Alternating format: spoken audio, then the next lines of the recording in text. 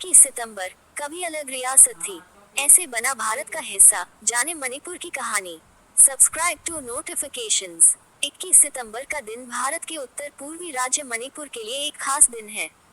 इन दिनों मणिपुर के जो हालात हैं, वहाँ जो कुछ भी चल रहा है, ऐसे में आज के दिन यहाँ मणिपुर के इतिहास से जुड़ी एक ऐसी रोचक कहानी की बात करेंगे, जिनके बारे में ज्यादा कहा सुना नहीं गया है, क्योंकि कभी एक अलग रियासत रही मणिपुर इसी दिन भारत का हिस्सा बना था। भारत के साथ मणिपुर के जुड़ने की कहानी 1947 से शुरू होती है।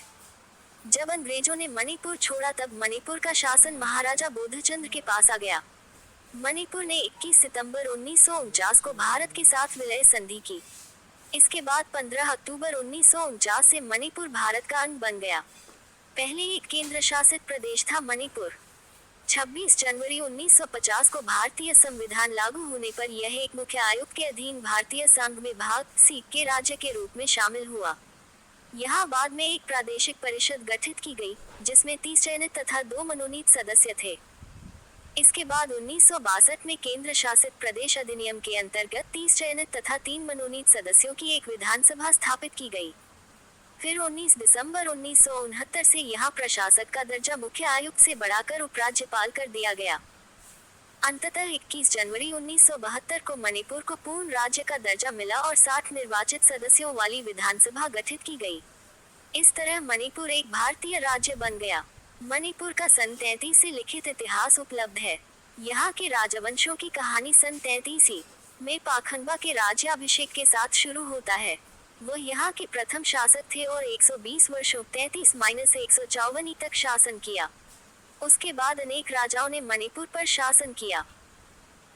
आगे जाकर मणिपुर के महाराज कियांबा ने 1467, खागेम्बा ने 1597, चराइरोंबा ने 1698, गरीब निवाज ने 1714, भाग्यचंद्र जयसिंह ने 1763, गंभीर सिंह ने 1825 को यहाँ का शासन संभाला।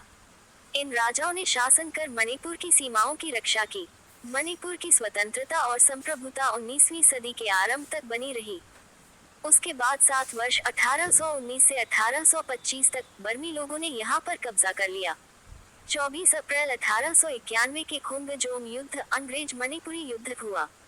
इसमें मणिपुर के वीर सेनानी पावना ब्रजवासी अंग्रेजों के साथ लड़ते हुए वीरगति को प्राप्त हुए। इस तरह 1891 में मणिपुर ब्रिटिश शासन के अधीन आ गया और 1947 में शेष देश के साथ स्वतंत्र हुआ। कई नामों से जाना जाता था मणिपुर।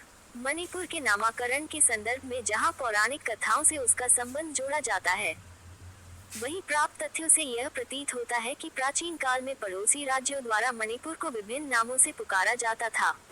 इनमें बर्मियों द्वारा कथे, असमियों द्वारा मोगली, मिकली आदि नाम थे। इतिहास से ये भी पता चलता है कि मणिपुर को मैत्रबाग, कमलेपुया पोंथोक्लम आदि नामों से भी जाना जाता था।